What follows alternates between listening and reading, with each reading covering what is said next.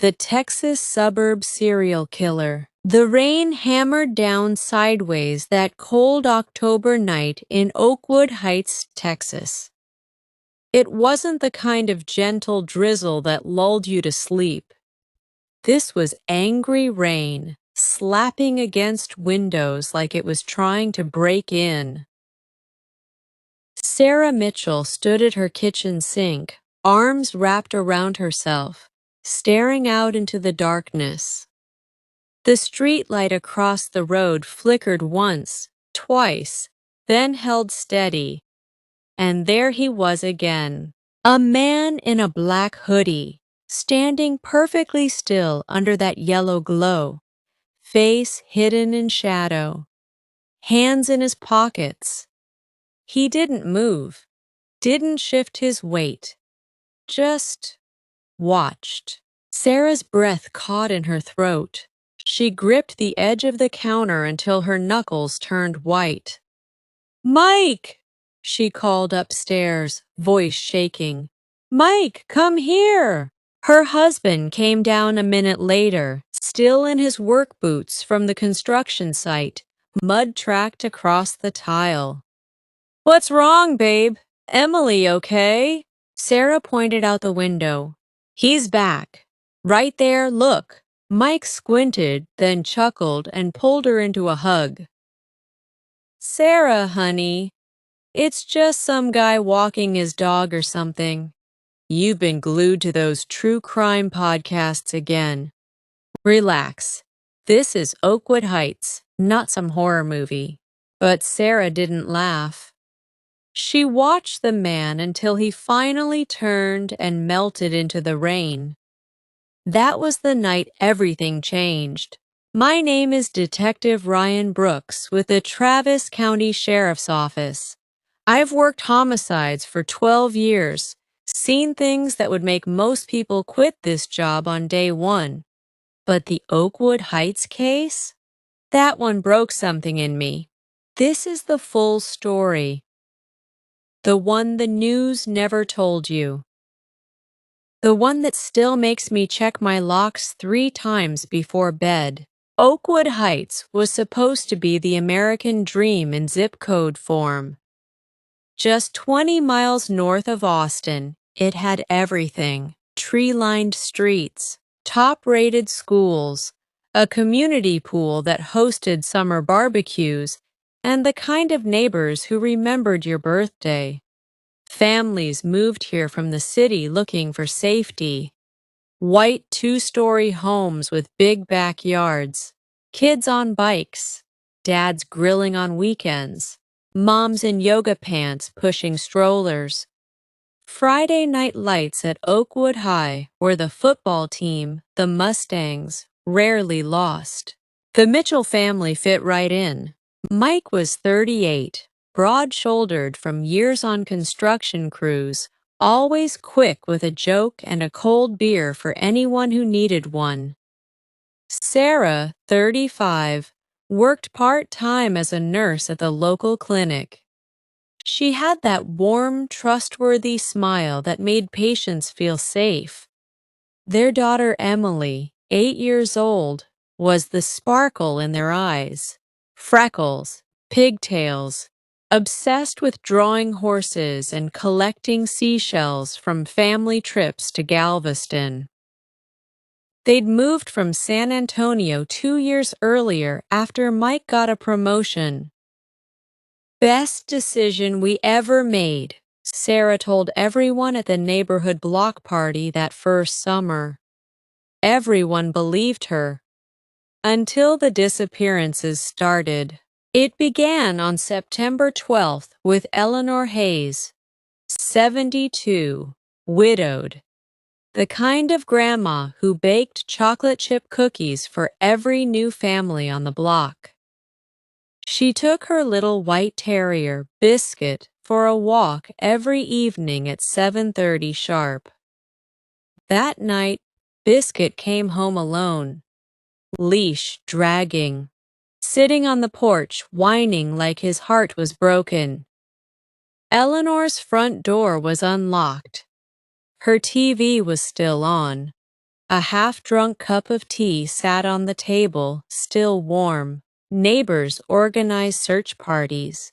Volunteers combed the green belts and retention ponds. Nothing. Not a shoe. Not a hair. The local news called it a missing senior. People said maybe early dementia. She wandered off. Then Tommy Ruiz vanished too. Weeks later, 17 years old, star quarterback for the Mustangs, handsome kid with a scholarship to Texas Tech lined up. He texted his girlfriend at 10:45 p.m. saying he was stopping at the 24-hour Walmart for Gatorade and chips after practice. His red pickup was found idling in the parking lot, door open, headlights on, phone on the seat playing an old George Strait song on repeat. No blood, no struggle, just gone. The town started whispering, runaway? Drugs? But Tommy was a good kid. Straight A's. Church every Sunday. I caught the case after the third one. Linda Morales, 41, a single mom who worked at the elementary school cafeteria. She disappeared while taking out the trash on October 3rd. Same pattern. Same creepy reports the night before. A man in a black hoodie standing under a street light, watching. By mid-October, Oakwood Heights was changing. The fear crept in slow, like fog rolling over the hills. Parents stopped letting kids play outside after dark. The community Facebook group exploded with posts. Anyone else see that guy? My dog won't stop barking at the back fence. Should we start a neighborhood watch? Someone suggested buying guns. Half the replies were hearts and praying hands emojis. The other half were arguments. Sarah Mitchell started keeping a journal. She wrote in it every night at the kitchen table after Emily went to bed. October 5th, saw him again, same spot. Mike says I'm imagining things, but I know what I saw. Feels like he's studying us. I bought new deadbolts today. Installed them myself while Mike was at work. She told me this later when I first interviewed her. Her hands trembled as she poured me black coffee in their spotless kitchen. Detective, I'm not crazy. Something is wrong here. It's like the neighborhood is holding its breath. I nodded politely. I'd heard it before. Anxious spouses, overactive imaginations. But something about Sarah stuck with me. Her eyes were tired, haunted, like she hadn't slept in weeks. I started digging deeper, pulled records on every resident within a 5-mile radius, talked to the Walmart manager, reviewed blurry parking lot footage. Nothing clear. The guy in the hoodie always kept his head down, like he knew exactly where the cameras were. We found the first journal in an old tree house behind the abandoned Miller place on Elm Street. The Millers had moved to Florida 6 months earlier after foreclosure. The tree house was rotting, half hidden by overgrown vines. Inside, tucked under a loose board, a black notebook, dozens of handwritten pages. Subject 47. Eleanor Hayes. Walks at 7:30. Dog is distraction. House has weak back door lock. Alone. Perfect start. Subject 52. Tommy Ruiz. Strong, but predictable. Leaves practice at 10:15. Walmart route is quiet after 11. Page after page of observations. Habits. Routines. Weaknesses. The writer hated the happiness he saw. These people smile like their lives mean something. I'll show them how fragile it all is. The fear thickened. Houses started selling fast. Moving trucks became common sights. The ones who stayed bought security systems and motion lights. Kids had nightmares. My own team started calling it the suburb's curse. Sarah became obsessed. She'd call me at odd hours. Detective Brooks. I saw him near the park tonight. He was closer. I'd drive by, find nothing. Mike grew frustrated. I saw the tension in their marriage during visits. She's scaring Emily, he told me once on the porch. I love my wife, but this is getting out of hand. Emily started drawing pictures of a tall, dark figure. The Shadow Man, she called him. One drawing showed him standing outside her bedroom window. On October 28th, Sarah disappeared. It was a normal night. Mike was upstairs reading Emily Charlotte's Web. Sarah said she was taking the trash bins to the curb. 10 minutes later, Mike came down.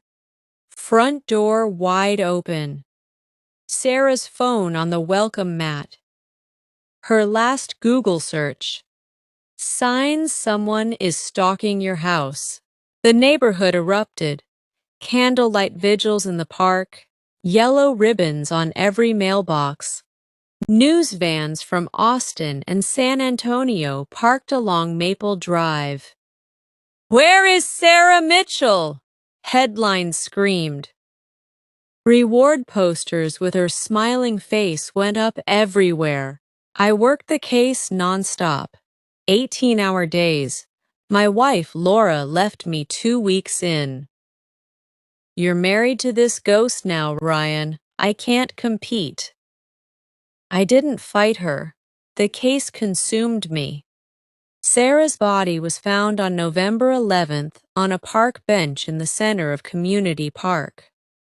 Arranged neatly, hands folded over her chest, eyes closed. A single red rose placed gently on her blouse. No visible wounds.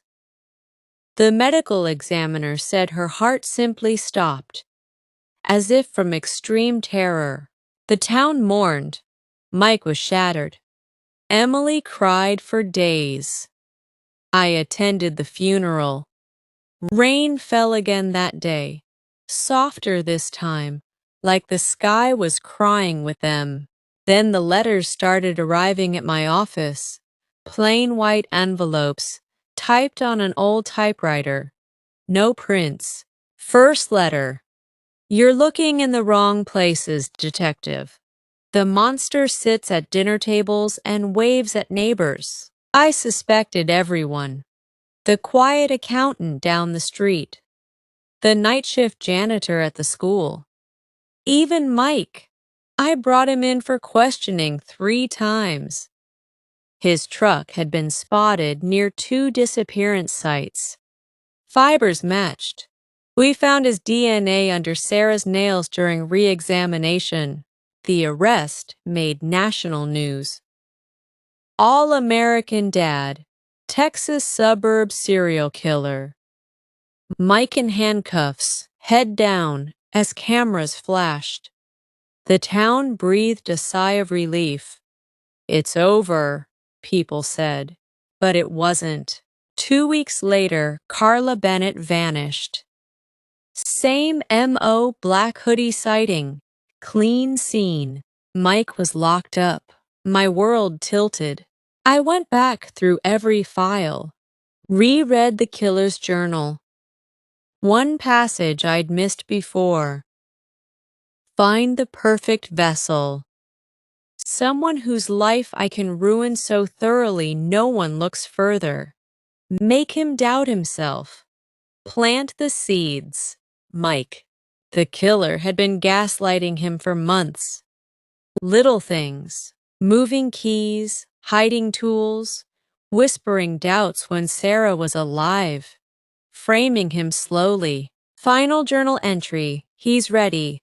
The detective will buy it. They always do. I drove to the Mitchell house at 2 a.m. that freezing December night. Used the spare key Mike had given me. The house smelled wrong, sweet and rotten underneath the air freshener. Upstairs, Emily's bedroom light was on. I pushed the door open slowly. Sarah Mitchell sat on the edge of the pink bed. Alive, pale, eyes hollow but sharp. She smiled that same small, sad smile Mike had given me under the streetlight. "Hello, Ryan," she whispered. "Took you long enough." The pieces slammed together. Sarah had never died. She'd drugged another victim to mimic her, preserved the body, staged the scene.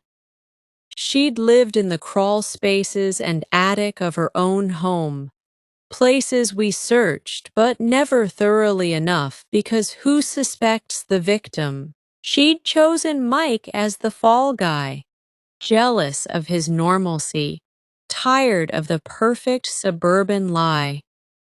The killings fed something broken inside her. She hated the happiness around her. "I didn't want to hurt Emily," Sarah said softly, standing up, syringe in her hand. "But you kept digging." I drew my gun. "It's over, Sarah," she laughed quietly. "Is it? Even if you kill me, who believes the dead wife was the monster? Mike's evidence is ironclad. You built it." Footsteps behind her. Little Emily stood in the doorway in her nightgown, teddy bear dangling from one hand. "Mommy, why are you scaring Detective Ryan?" Sarah's face softened for a second, the mask of the loving mother. "Go back to bed, baby." But Emily saw. Her eyes widened in horror. She screamed. Sarah lunged with the syringe. I fired twice. The shots cracked through the quiet house like thunder in a dream. Sarah collapsed on the pink carpet, blood spreading. Her eyes locked on mine with pure hatred until they glazed over. The real Texas Suburb Serial Killer was gone. Mike was released after months of hell. A shell of a man. Emily went into therapy. The town never fully recovered. Houses stayed empty. People moved away. Every October, when the rain comes sideways, folks swear they still see a figure under that streetlight. But they know better now. I sat with Mike on his porch the day he came home. Same streetlight across the road. "How?" I asked. "How did we all miss it?" Mike stared straight ahead. "Because she was perfect on the outside. PTA mom, church volunteer, cookie baker. The monster wasn't hiding in shadows. She was hiding behind smiles and, 'How was your day?' Evil lives next door sometimes." The moral lesson: never judge by appearances alone. The friendliest face can hide the darkest heart. Check on your loved ones. Listen to that gut feeling when something feels off. Build real community, not just neighborhood chats, but real care. Because the scariest killers don't look like monsters. They look like us. Protect your family, stay vigilant, and remember, in quiet suburbs, evil can wear a warm smile and wave hello every morning. Hey everyone, thanks so much for sticking with this full-length creepy story all the way to the end. If this Texas suburb nightmare gave you chills and kept you hooked, smash that like button. Comment your favorite suspense moment or what you thought the twist would be. And subscribe to the channel right now with notifications turned on so you never miss another viral-style crime tale. Good luck out there in your own neighborhoods. Stay safe, lock your doors, and we'll see you in the next one. Subscribe and join the family.